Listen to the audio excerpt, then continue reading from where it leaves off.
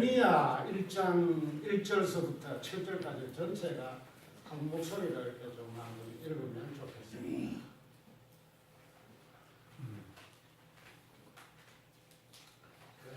제 성경이 아니라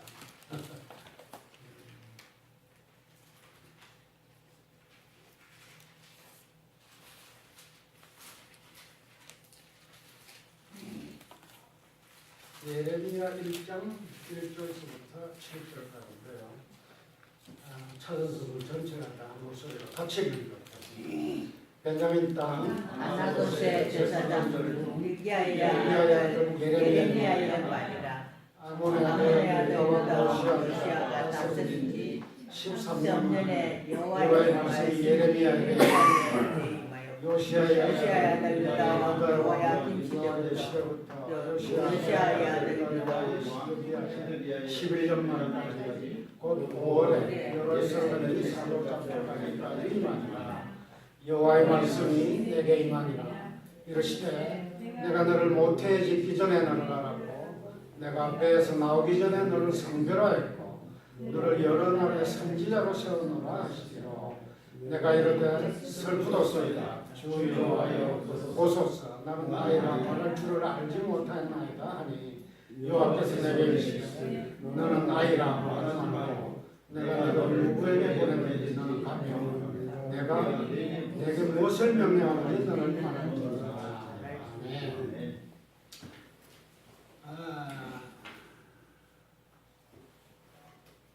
저는 이름이 서형입니다. 그러니까 달성서하고 이름은 형통할 형자 외자를 이름을 써서 서형인데 사람들이 형통할 형자 생각은 잘 빠뜨려 먹고 형 동생할 때 형으로 왕왕 이렇게 생각을 해서 예전부터 학교를 전학을 다닐 때부터 이름 때문에 곤혹을 많이 치러렸습니다. 특히나 군대를 갔는데 제가 일병 달고 있을 때 저희 중대장께서 야 서영이 나는 서영이라고 내가 너를 형이라고 그러니 엄청 꼽다가 이름을 못 부르겠다 해서 제가 뭐라 했냐면 우리 아버지도 저를 형이라고 그랬는데 그래서 제 이름은 이제 서자 형자인데 서영 전도사, 서영 선교사 이런 이제 이름을 가지고 제가 이제 외국에 사역을 이렇게 하러 나가려고 생각을 했더니 이제 선교회 본부에서 요즘 선교회 본부에서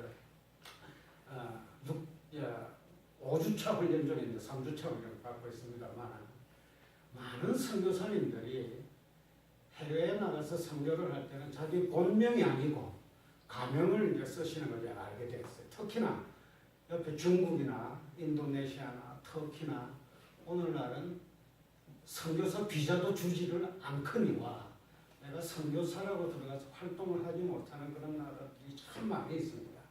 우리가 이제 그런 나라들을 창의적 접근 요청 지역이다 이렇게 보는데 거기 가서 선교 사역을 하려면 뭔가 비상한 창의적인 아이디어가 필요한 그런 나라들이다. 저는 이제 3주차 GP 선교에 선교 훈련을 받는 거 아니에요. 지난 3주간에 중국에서 사역하시던 선교사님들 한 100몇십 분이 추방을 다녀서 오는 걸 봤어요.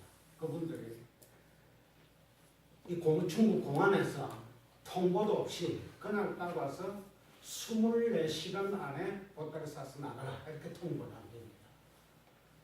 GP 선교에 한 400여 명 선교사님 중에 한 7, 80분이 다 추방당했는데 한국 선교사 2만 7천 명 중에는 중국에 나가서 사역하시는 분들만 한 3, 4천 명이 넘었어요.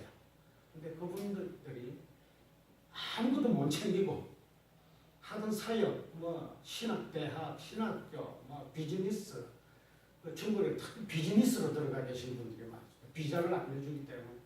그러니까 막 집이고, 가재도고, 자동차고 그냥 놔두고 추원당해서 오시는 걸 지난 3주 동안에 제가 많이 만나뵙고 이분들이 갑자기 쫓겨나서 한국으로 오다 보니까 한국에 가서 잘 집도 없고요. 20년, 30년 해외에서 하시던 분이라 한국에 연고도 없고 아주 사정이 딱하게 되고 더더욱 힘든 거는 중국에서 사역이 이제 문이 닫히면 이제 어디로 가야 되나 어디를 가서 사역을 해야 되나 이런 때문에 굉장히 고민하는 그런 모습을 제가 봤습니다.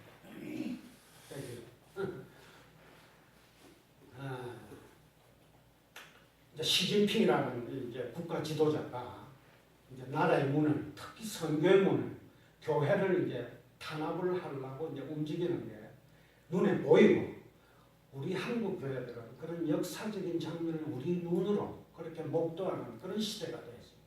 1949년도에 모택도이가 중화인민공화국을 수립하고 나서 외국 선교사님들 수천 명을 추방했습니다. 그래서 우리가 그동안에 중국을 주계장막 그런 얘기를 했지 않습니까? 소련을 철회장막, 중국을 주계장막에서 완전히 갇혀 있다가 등소평이가 나와서 이제 개혁 개방에 대해서 한국의 가성교육에, 중국의 가성교육에 급속도로 성장을 했었죠. 그런데 지금 역사적으로 이 시진핑이라는 독재자가 이제 교회에 자기 사진을 안 걸면 예배를 못 보게 하고요. 교회 예배 순서를 삼자교회든 가정교회든 상관없이 성경 말씀을 읽고, 그것도 이제 국기 다 걸고 한 다음에 목사님이 나와서 메시지를 짧게 전하고 나면 공산당 위원이 올라와서 목사님이 설교한 내용을 가지고 공산당 강령을 가지고 다시 해석을 합니다. 그 성경 말씀을. 그러니까 공산당 강령이 하나님의 말씀 위에 올라가 있는 거죠. 그런 시대를 우리가 두 눈을 뜨고 보는 그런 시대가 되었습니다. 1949년도에 저는 태어나지 않았지만, 그 이후에 태어났지만, 나중에 우리가 몇십 년 후에 우리 주위 친척들, 형제들한테 얘기할 때 2018년도에 중국에서 대대적인 박해가 일어나는 것을 우리 눈으로 보아노라, 이렇게 여러분들 나중에 얘기하실 수 있습니다.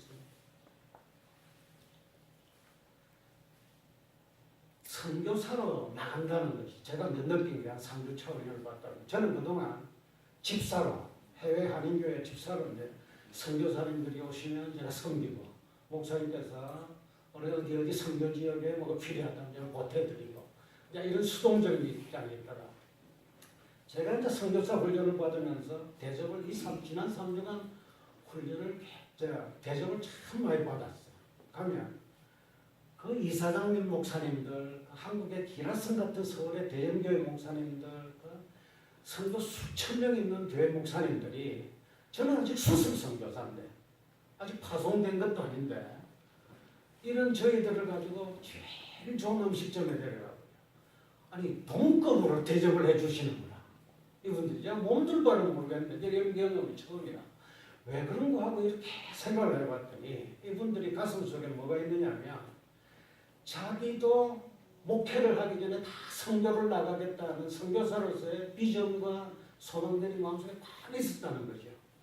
근데 목회를 하면서 자기네들은 괜찮습니다. 자기들은 그 선교지를 못 나갔는데 이분들은 자기 삶을 내려놓고 선교사로서 20년, 30년 해외에서 있다가 오신 걸 보니까 그 미안함 때문에 그렇게 대접들을 하시는 거예요. 그래서 이 목회자님들이 선교사님들을 이렇게 대접을 하시는 그 마음 가운데 그런 것들이 있구나, 그런 걸 많이 느꼈습니다. 오늘 이제 읽은 본문 말씀은요, 1장 4절에 보면 그런 대목이 나옵니다. 4절만 읽으면 여호와의 말씀이 내게 임하니라 이르시되 내가 너를 성별하였고 선지로 세웠노라, 뭐 이런 말씀이 있는데, 원래 이 예레미야는 선지자 가문에서 나온 사람이 아니고 1절에 나오죠. 제사장 가문입니다. 아나돗의 제사장들 중 hil기야 아들 에레미야의 말이라. 근데 하나님께서는 제사장인 이 예레미야에 와서 네가 내 말을 전하는 선지자가 되어라 하고 이제 명령을 하시는 거죠. 근데 예레미야가 예 알겠습니다 하고 순종해서 그냥 나가는 게 아니고, 예레미야가 뭐라 그러냐 하면 5절에 가면요, 6절에 가면 이렇습니다. 주 여호와여 보소서, 나는 아이나 말할 줄을 알지 못하나이다. 선교사로서 선지사로서 말씀을 전하라 하고 여호와 하나님께서 명령을 하시는데, 예레미야는 일단 거절하고 오는 거죠. 나는 어린 아이라 말을 하지 못하니 저는 적임자가 아닙니다. 더더군이나 저는 제사장 가문이고 선지자 가문이 아닌데, 그래서 일단 거부하는 그런 장면입니다. 하나님께서는 뭐라고 하시느냐 하면 1장 7절에 너는 아이라 말하지 말고 내가 너를 누구에게 보내든지 너는 가며 내가 네게 무엇을 명령하든지 너는 말할지.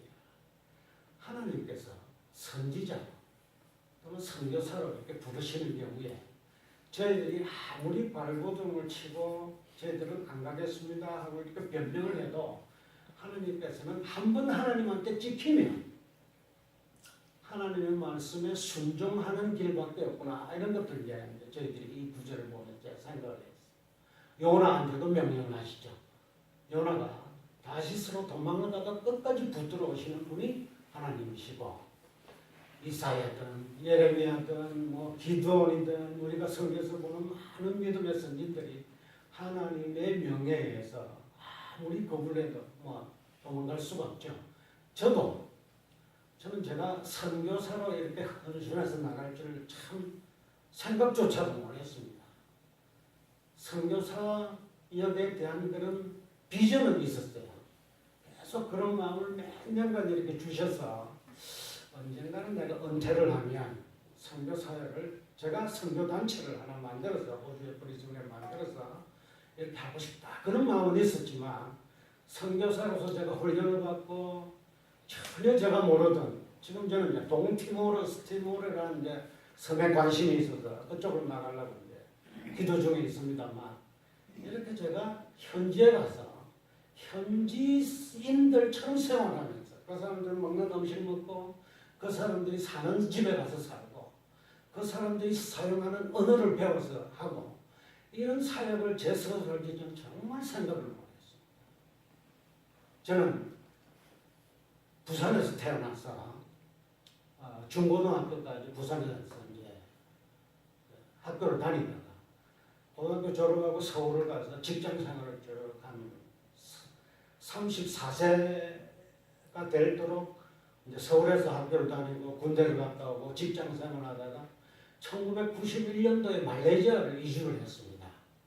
그때 이제 제 큰애가 이제 국민학교 1학년 때, 이제 둘째가 이제 유치원 다닐 때 말레이시아 외국에 가서 살아보고 싶다 그런 생각도 있었지만 제가 처음 하나님 살아계시다는 걸 알은 땅이 이제 말레이시아다 보니까 제가 큰 회심을 하고 참 세상적으로 살다가 말레이시아 출장기에 하나님을 만나서 제가 하나님을 만난 땅에서 한번 살아보자 그래서 국제전화로 제가 호텔에서 팩스로 사표를 내고 말레이시아 이주한 게 91년도고 1999년도에 이제 호주 시드니로 이민을 가서 99년부터 작년 2017년까지 한 18년간 호주 시드니에서 살다가 지금은 호주 브리즈번에서 살고 있습니다. 그래서 서울에서 직장 생활을 이제 하다가 말레이시아 가서 쭉 사업을 했고요. 무역 사업도 하고 국제전화, 국제통신 사업도 하고 비즈니스라는 게 뭐 업다운에 있고 이제 부침이 있으니까 큰 돈을 벌어보기도 하고 해외 7개국에 제 이제 지점이 있는 뭐 그런 비즈니스도 하다가 또 사업을 정리하고는 또 직장 생활도 하고 이렇게 이제 했습니다만 최근 한 8, 9년은 제가 이제 호주 회사에 이제 큰 엔지니어링 회사에 들어 직장 생활을 했습니다. 그래서 월급은 많이 주는데 연봉은 많이 주는데 저희 집사람은 그래. 이제 선교사로 제가 이제 한 1년 반 전부터 선교에 대한 마음이 자꾸 이제 그래서 집사람하고 상의를 많이 했습니다. 그래서 나를 좀 동행해 줄 수 있겠나? 나는 이런 마음이 있는데 내가 혼자서는 못 나가니까 같이 동행해 줄 수 있겠나 하고 얘기를 하는 과정에 우리 집사람이 그랬어요. 아주 몸도 건강하고 회사에서도 오라 그러고 몇 년 근무도 하라 그러는데 연봉도 많이 주는데 왜 당신은 아직 젊은데 벌써 하려고 그러냐? 1년만 더 하면 안 되냐? 2년만 더 하면 안 되냐? 근데 하나님께서 저한테 자꾸 말씀을 사표 내고 너 선교사로 가 이런 말씀을 마음을 자꾸 주시는 거예요. 그래서 제가 한 달 전에 사표 내고 내려왔습니다. 사표 내고 선교사. 하나님이 이런 마음을 주시는 것을 제가 거부할 수가 없겠다.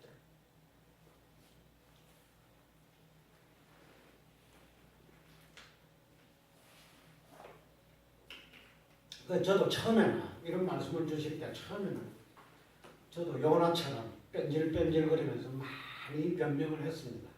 저는 아이라 말할 줄 모릅니다. 저는 비즈니스를 통해서 사업을 통해서 100만 불 정도 제가 예금 쌓이면 그걸로 할게요. 제가 변명을 많이 했습니다. 요만큼 준비가 되면 하겠습니다. 요만큼 준비가 되겠습니다. 하겠습니다. 그랬는데 하나님께서는 너는 준비할 거 없다. 빈몸으로 가라. 빈몸으로. 예, 지금 가라. 나중에 가지고 지금 이런 마음을 주셨어요.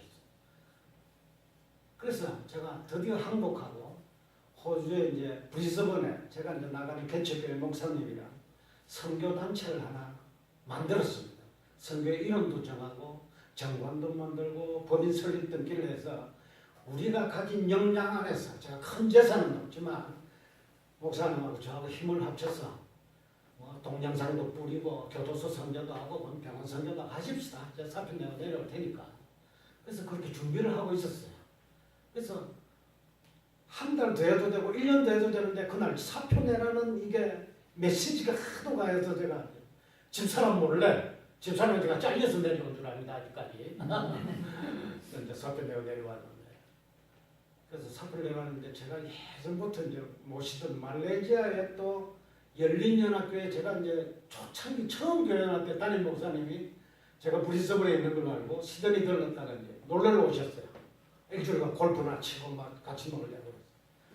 그 목사님을 공항에서 픽업해서 호텔로 모시고 가는 중에 제가 말씀을 드렸어요. 목사님 요즘 저한테 자꾸 이런 마음이 주어져서 제가 이렇게 준비를 해서 사표 내고 내려왔습니다. 그 사표 낸 지 이틀째 되는 날입니다.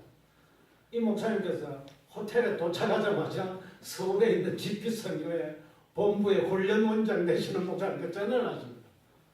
이 서모라고 호주에 있는데 이 사람 당신네들 선교에서 빨리 피가를 가시오. 그래서 이 선교회에서 마침 또 호주 본부를 만들라는 그런 계획이 있었는데 제가 호주에 오래 살았고 제가 영어가 좀 된다고 그래서 또 이런 지역에 동남아 전체 제가 동남아에서 비즈니스를 한 10몇 년간 하면서 동남아 각 나라에 비행기만 수십 번씩 타고 다녔어요. 어떤 날 1년에 한 200몇십일 해외에 나가 있고 그렇게 비즈니스 하는 적도 있고 이 사람이 동남아도 잘 알고 호주도 알고 그러니까 이 양반 빨리 픽업에 가라고 말이에요. 그래서 그 다음날 수속받고 면담하고 들어와서 GP선교회 교육을 받은 지 이제 3주 차입니다. 돌이켜보면 제가 그런 감정이 됐습니다만 하나님께서 제가 다른 생각하고 배 타고 스페인에 있는데 도망가실까봐 그냥 옴죽달싹 못하게 이렇게 인도하셨구나 이런 것들이 많이 느껴져요. 예, 그래서 오늘 이제 본문 이제 말씀을 제가 좀 말씀 좀 드릴 텐데 감정은 이제 했고요. 왜 이런 선교사로서의 소명을 주나?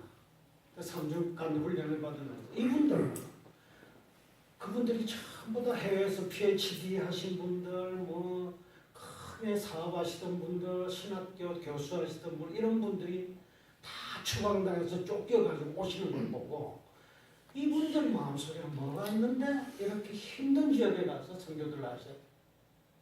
저희 집사람이 걱정하는 게 바로 그런데 저도 이제 선교지에 가서 저희들이 지금껏 해오던 이런 생활 이런 걸 못한다는 거죠. 왜 목사님들이 선교사님들을 이렇게 떠봤더나 하고 알아봤더니 선교지에 가면 그 사람들하고 같은 수준에 같은 거 먹어야 되고 같은 집에 살아야 되고 같은 옷 입고 다녀야 된다는 거예요. 좋은 옷도 못 입고 다니고 우리가 먹고 싶은 거 못 먹는다는 거죠. 현지 음식이 아무리 구역질나고 냄새 나더라도 맛있게 먹어야 되는 그 사람들하고 어울리기 위해서. 저는 제 능력이 있어서 제가 좋은 집 짓고 살 수도 있지만 후원금으로 살 수도 있지만 그럼 선교가 안 된대요. 사람들이 마음을 안 열어준대요. 그래서 그분들하고 똑같은 오두막집에 살아야 돼요. 그런 것들이 힘들다. 그러니까 제가 선교사로 나가고 싶다고 해서 되는 게 아니죠. 하나님의 마음을 안 움직여 주시면 어떻게 그렇게 뭐 하겠어요. 그래서 이분들은 어떻게 해서 그런 생활이 가능한가 이걸 내가 쭉 연구를 좀 해봤더니 말씀을 이제 말씀 구절 선교사들이 설교를 하면 제일 먼저 하는 말이 마태복음 28장 18절이에요. 우리 성경들이 있으면 한번 좀 여기 짬막에는 없지만 성경을 마태복음 28장 18절을 한번 좀 읽어보면 좋겠습니다. 이분들이 두 가지 말씀에 근거해서 선교사로 나가시더라고요. 우리가 너무도 잘 아는 구절입니다만 선교사님들 오시면 아마 이 구절을 읽으실 것 같아요. 마태복음 28장 이걸 우리가 흔히 Great Commission이다, 대사명이다 이렇게 얘기를 하죠. 19절, 20절을 다 한 목소리로 읽으면 좋겠습니다.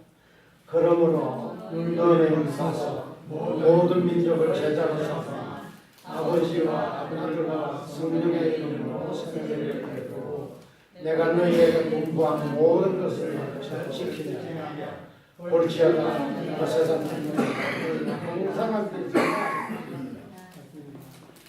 우리가 선교를 해야 되는 거는 전도를 해야 되는 거는 하나님 믿는 도를 전해야 되는 거는 이제 국내에 이웃에 우리가 도를 전하는 거는 이제 흔히 우리가 전도라고 그러고요. 자기 미전도 종족 해외에 나가서 하는 이제 교를 전하는 우리가 이제 선교라고 그러는데 첫째 예수님께서 마지막에 우리에게 남기신 지상 명령이기 때문에 우리가 순종해요. 24절만 한 거예요. 24장을 한 거예요. 또 비슷한 얘기가 있는데 마태복음 24장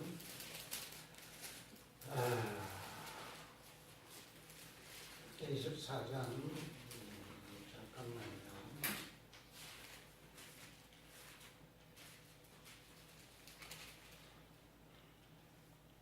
예, 24장 14절입니다. 첫째는 우리가 이런 지상명령 때문에 해야 되고 둘째는 제가 생각할 때는 지금 현재가 마지막 시대이기 때문에 우리가 말씀을 드려요. 24장 14절 같은 한 목소리 한번 읽어보십시다. 시작. 이 천국 복음이 모든 민족에게 전되기 위하여 온 세상에 전파되리니 그제야 끝이 오리라. 우리가 모든 족속으로 제자를 삼아 예수님이 주님이 분부한 모든 것을 가르쳐 지키고 세례를 줘야 되는 명령도 명령이지만 이 세상이 하나님의 거대한 어떤 성경적 역사가 하나님의 역사의 수레바퀴를 우리가 완성하려면 이 천국 복음이 우리가 믿는 복음이 모든 민족 그러니까 예전에는 나라라고 그랬어요. 예전에는 저희가 선교라는 컨셉을 선교라는 개념을 일본은 선교가 됐다 안 됐다 조선은 선교가 됐다 안 됐다 미국은 기독교 국가다 이렇게 나라별로 따졌는데 1974년에 로잔 언약 이후에는 저희들이 미전도 족속이라는 개념으로 바뀌었습니다. 한 아프가니스탄이라는 나라 안에도 수백 개 종족이 있고요. 그 일본이라는 나라 안에도 저기 뭐 아이누 밑에 오키나와 여러 개 종족이 있고요.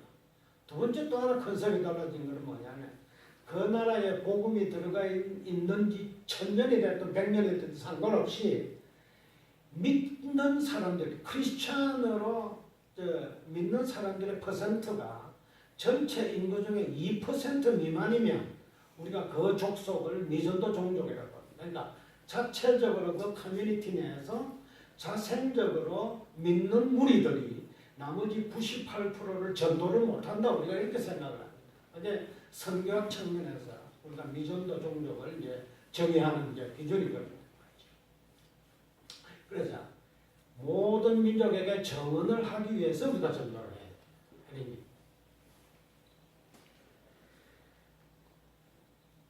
말씀을 전하는데 제가 이제 선교사로서 이 자리에 앉았습니다만 제가 이제 여러분한테 이제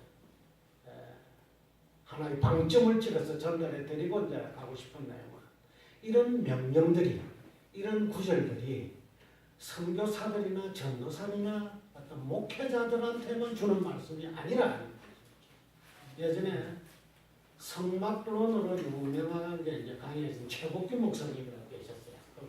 그분이 한국교회 올렸습니다. 그분이 늘 강의를 하며 성막론 강의를 하면서 그런 말씀을 하셨어요. 모든 성경 말씀은 right now, right here, to me. 그러니까 오늘, 지금 이 순간, 이 장소에서 나한테 주시는 말씀. 모든 말씀. 우리가 은혜에 충만해 있을 때는 성경 말씀을 나한테 주는 말씀을 묵상을 합니다. 저도 그런 경우 참 많았는데요. 은혜가 떨어지고 세상적으로 비즈니스가 잘 되고 막 이렇게 할 때는 성경 말씀이 저한테 주는 말씀이 아니고 옆에 박 집사나 옆에 김 장로한테 주는 말씀을 많이 생각해요. 어느 날 특별히 어떤 구절이 나오면 야, 이스라엘 사람들은 왜 그렇지? 제 얘기가 아니고 이스라엘 사람들로 생각. 목사님이 오늘 폐부를 찌르는 좋은 말씀 던져주면 박 집사 오늘 왔나? 이거 그런데 우리가 은혜 찬송 우리한테 주는 말씀. Right now, right here, to me. 그 다음에 또 하나 우리가 이제 전도를 이렇게 하고 선교를 해야 되는 거는 이게 이제 주님의 사명이고 이렇지만 우리 이 은혜가 모든 사람한테 미치려면 제가 그 전에 이제 잠깐 그랬습니다. 다른 구절 하나만 이제 아까 이제 초기에 디모데후서 4장 2절 말씀이 이제 찾아 있는지 모르겠습니다. 그걸 이제 찾아. 4장 2절도 이제 연관이 되기 때문에 같이 한번 읽으면 좋겠습니다. 한 목소리 읽으면 좋겠습니다. 시작. 너는 말씀을 전파하라. 때를 얻든지 먹었든지 항상 힘쓰라. 모두사역의 전통과 가르침으로 경책하며 격려하며 디모데후서 4장입니다. 디모데후서는 사도 바울이 디모데한테 쓴 편지죠. 그래서 4장 2절에 한글 성경에는 너는 말씀을 전파하라. 너는 되어 있지만 또 다른 성경에 보면 너희는 이렇게 또 되어 있는 경우도 있고요. 디모데한테 쓴 편지지만 오늘 우리는 우리한테 다 주는 말씀을 받아들이고 있지 않습니까? 왜냐하면 사도 바울은 서신서를 다 교회에 쓰면서 맨 마지막 구절에 이 편지를 니들도 읽지만 다른 교회에 보내서 같이 읽으라 하는 말씀을 주기도 하고 또 다른 교회에서 또 너희들한테 오는 편지도 니들이 돌려 읽으라 하고 해라면서 말씀을 주기도 하고 그래서 우리가 오늘날 바울 서신서를 읽지만 오늘 우리한테 주는 말씀을 많이들 읽죠. 그래서 저는 디모데한테 지금 말한 너는 말씀을 전파하라 이렇게 얘기를 하지만 우리한테 주시는 말씀 오늘 저한테 주시는 말씀 이렇게 저는 해석을 했어요. 그래서 이걸 이제 영어로 읽으면 이제 더 저희들이 이제 이해가 더 빠른데요. 영어로 얘기를 하면 너는 말씀을 전파하라 하는 것 같다가 영어로는 이렇게 얘기를 합니다. 예, 4장에 들어보면 preach the word, preach. 영어에서 동사가 맨 처음에 나오면 명령문입니다. 이렇게 하라. 앞에 주어가 없죠. you, the 이런 주어가 없고 그냥 preach.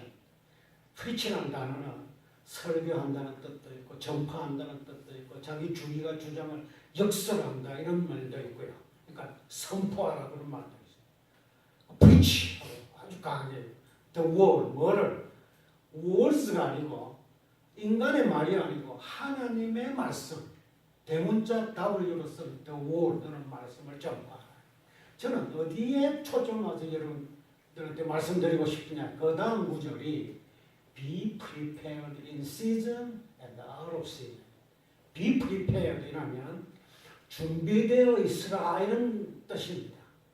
항상 너는 말씀을 전파하고 선포할 준비가 되어 있습니다. 한글 성경에는 때를 얻든지 못 얻든지 이렇게 번역이 되어 있지만 영어 성경은 KJV도 그렇게 되어 있습니다. in season and out of season. 계절이거나 계절이 아니거나 학기 중이거나 방학 중이거나 농번기거나 농한기거나 상관없이 어떤 때든지 상관없이 너희는 말씀을 전파할 준비가 돼 있어서 기회만 되면 말씀을 전파하라.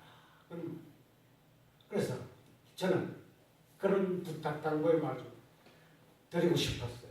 우리가 교회 안수 집사라면, 우리가 교회 초등부 교사라면, 우리가 장로님이시라면 언제 어느 때나 도를 전하고 하나님의 지성에 선교할 수 있는, 전도할 수 있는 준비가 되어야 됩니다.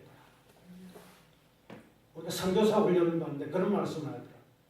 선교사들은 언제 어떤 때나 설교 몇 편을 할 수 있는 준비가 돼요. 설교를 머릿속에 다 외고된 게 이런 말이에요. 근데 저는 평신도 때부터 저는 말씀을 이렇게 묵상하다가 제가 막 설교하는 그런 장면을 머릿속에 많이 생각을 했어요. 막 설교를 하고 있는 건 내 마음속에는. 그래서 이런 예화를 내가 하면 뭐 청중들 반응도 확 느껴질 정도로 그렇게 연습 아닌 연습만 해. 제가 막상 묵상하다가 은혜가 충만해지면 막 머릿속에서 막 설교가 나오는, 그래서 어떨 때는 그걸 막 글로 쓰기도 하고 막 그랬어요. 그래서 오늘 본문 말씀에 be prepared. 맨 끝구절에도 이렇게 나와 있죠. 말씀도 전하지만 코렉트하고 리뷰크하고 가르쳐. 코렉트라는 거 바로 잡아주라는 얘기입니다. 교정해주고 코치해주고 틀린 길로 걸어가면 바른 길로 인도해주는 코렉트. 리뷰크하는 거는 권면도 하고 병책도 하고 징계도 하고 그런 걸 리뷰. 우리가 교회 성도로서 그런 권세가 있어야 돼요. 그래서 그분들이 잘못된 길로 걸어가고 나면 같은 성도로서 저희들이 리뷰, 꾸짖어주는 역할도 해라. 인카라지 하는 건 이제 권면하는 거죠. 북돋아주고 용기를 북돋아주는 건강. 그런데 그 다음 구절이 with great patience and careful instruction. patience 이라는 인내심을 얘기합니다. great니까 아주 큰 인내심을 가지고. 그러니까 인내를 가지고 하라는 거죠. 경책하고 말씀 전파는 한 번 안 되면 두 번 하고 두 번 안 되면 10번 하고 끝까지 인내심을 가지고 아내가 남편을 설득하든 남편이 아내를 이끌어가든 인내심을 가지고 하라는 거죠. 인내심을 가지고 하고 맨 마지막 구절에 careful instruction, 주의 깊게 디자인되고 주의 깊게 준비된 그런 지시 내용을 가지고 그런 교훈을 가지고 그런 내용거리를 가지고 preach the word, 말씀을 전파하라. 말씀을 전파하는데 be prepared, 항상 준비되어 있으라. 말씀을 마무리하겠습니다. 오늘날 이 마지막 시대에 우리가 마지막 시대에 살고 있습니다. 미혹의 시대를 살고 있습니다. 크리스찬이라고 박해하는 시대에 살고 있습니다. 기독교인이라고 해서 순교당하는 1년에 순교당하는 인원이 대충 몇 명 정도 되겠습니까? 작년에 1년에 전 세계적으로 기독교인이라고 죽임을 당하는 숫자가 얼마나 될 것 같습니까? 목사님 어떻게, 장로님 어떻게 생각하십니까? 그냥 뭐 아무 상관없습니다. 틀릴 상관없습니다. 대충 몇 명 정도 될 것 같습니다. 공산권에서 예, 공산권, 무슬림권, 뭐 이슬람권 전 세계를 통틀어서 아프리카 이렇게 지금도 매년 순교를 당하는 그런 숫자가 10수만을 넘어서 기신만이에요. 목뱀 당하고요. 교회가 불태움을 당하고요. 예수 믿는다고 그냥 목졸라 죽이고요. 목배 죽이고.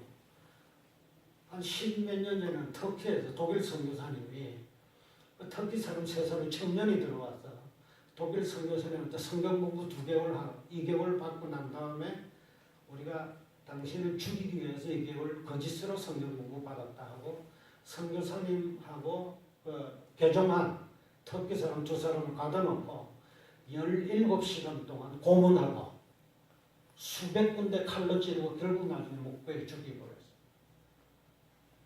이제 중국에서 거대한 박해를 시작합니다. 이제는 예수 믿는 게 그렇게 자유로워질 수 없는 그런 우리가 마지막 미혹의 시대를 살고 있습니다. 그럼에도 불구하고 또 지구의 다른 한편은 하나님이 천지를 창조하신 얘기를 처음 듣는다 이런 분들이 굉장히 많습니다. 제가 예화 2개만 말씀드리고 이제 말씀을 마무리하겠습니다. 제가 호주의 서부에서 제가 이제 직장 생활하면 제 직장 동료들인데 제가 이제 전도를 하려고 시도를 합니다. 저는 흔히 진화론과 창조론을 비교해서 설명하기를 좋아합니다. 사형리보다도 그런 쪽으로 접근했을 때 이 사람이 호주 사람들이 잘 받아들이는 것 같아서 제가 진화론은 허구고 태초에 하나님이 천지를 창조하신 얘기를 쭉 풀어서 설명을 하면 이 사람들이 뭐라 얘기하냐면 하나님이 계셔서 천지를 창조하셨다는 얘기는 당신한테 내가 오늘 처음 듣는데 10사람한테 제가 전도하면 10사람이 다 똑같은 얘기예요. 켄트 호빈드라는 미국의 유명한 창조론 세미나 하는 과학 박사님 계십니다. 원래 고등학교 교사 출신이신데 이분이 창조론 세미나로 굉장히 유명하신 분이에요. 한국의 그 카이스트의 김명현 교수님이 이 켄트 호빈드한테서 사사를 받아서 쭉 프로그램을 하죠. 이 켄트 호빈드 박사가 1990년대 초기에 러시아에 세미나를 하셨대요. 러시아 어느 대학에서 창조론 강의를 쭉 하시는데 앞에 앉은 어떤 여자분이 중년 여자분이 하염없이 울더라고요. 하염없이. 그래서 이분이 워낙 강의의 베테랑이라 그 정도 가지고는 뭐 흔들리지 않는 분인데 워낙 우시니까 강의를 잠깐 중단하고 학장님한테 얘기해서 저 여자분이 여성분이 왜 그렇게 우십니까? 물어봤대. 근데 그 학장님이 그 여자분이 생화학 교수신데 하나님이 천지를 창조하셨다는 얘기를 오늘 처음 듣고 너무 감격해서 그렇게 우신다. 나이 50이 되도록 소련이라는 나라에서 하나님이 천지를 창조하셨다는 얘기를 처음 듣는 분 아직 우리 이 세상에 많이 있습니다. 방글라데시에 잠깐 다녀오신 어떤 미국 선교사님 간정인데요. 그분이 아프리카에 동아프리카 쭉 선교하시는 분인데 어느 날 어떤 마을을 이렇게 지나가게 되셨대요. 다리를 건너가야 된대요. 다리를 건너가는데 어떤 한 사람, 그 원주민이죠. 그 마을 원주민이 다리 위에서 이 선교사님한테 묻더라는 거죠. 당신이 혹시 하늘의 소리를 가지고 있는 사람입니까? 이렇게 묻더래요. 그 선교사님입니까? 미국 선교사님. 그런 노라고. 내가 하늘의 소리를 전파하고 다니는 사람이라. 그래서 이 사람 사연을 알아보니까 이분은 이 원주민 토인이죠. 뭐 흑인이죠. 이 사람은 7년 전에 꿈에서 하늘의 소리를 가지고 이 다리를 지나가는 사람을 네가 가서 만나라. 이런 메시지를 들었다는 거예요. 그래서 이 사람은 7년 동안을 매일 일 안 하고 농사 안 짓고 사냥하러 안 가고 그 다리에 앉아서 하늘의 소리를 가지고 지나가는 사람 만나러 기다리고 있었대요. 또 마을에서는 전부 다 미친 사람 취급하고 가정도 깨지고 막 그랬다는 거죠. 그래서 이 선교사님이 그 토착언으로 복음을 쭉 전하고 이 사람이 사마리아 여인처럼 우물의 여인처럼 하늘의 소리를 가져온 사람을 보라 하고 마을에 들어가서 그 온 마을이 회심한 꼭 사마리아 사건처럼 사마리아 우물의 여인 그런 간증을 제가 들었어요. 아직도 한쪽에서는 그 기독교를 믿는다. 나는 교인이다. 이러면 목배임 당하고 죽는 반쪽의 세대가 있고 또 다른 반쪽의 세대는 하나님이 세상을 창조하신 얘기를 태어나서 처음 듣는 그래서 말씀만 전하면 내가 동영상 USB 하나만 주면 전도가 되는 이미 휘어져서 추수하게끔 다 휘어진 그런 밭들이 있는 그런 세상이 지금 현재 존재합니다. 그래서 우리는 결론적으로 우리가 해야 할 일은 오늘부터 해야 될 일은 첫째, 성도된 우리 모두는 우리도 나가서 전하라는 명령에 순종해야 됩니다. 첫째, 오늘 딱 2가지만 서울에서 서모 선교사로 내려왔는데 딱 2가지 기억나더라고요. 2가지. 하나는 말씀을 때를 얻든지 모르든지 시즌이든지 아웃 오브 시즌이든지 말씀을 전해야 된다. 두 번째, 우리 모든 성도는 말씀을 전파할 준비가 되어 있어야 된다. Be prepared. 설교 몇 편을 다 외우고 다니시기 바랍니다. 설교를 써서 어느 누가 나를 툭 건드리면 전도하고 선교하는 복음의 메시지가 총알 나가듯이 튀어나가는 그런 여러분들 되시기를 제가 간절히 소원합니다. 그 두 가지가 오늘 제가 요약해서 전달드리고 하고 싶은 그런 내용이었습니다.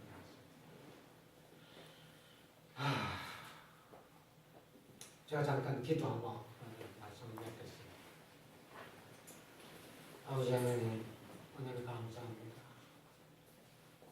아버지 주신 말씀 가운데서 오늘 특히 마태복음 28장 그리고 24장의 말씀 또 디모데후서 4장의 말씀을 가지고 말씀을 상고하는 그런 순서를 가졌습니다.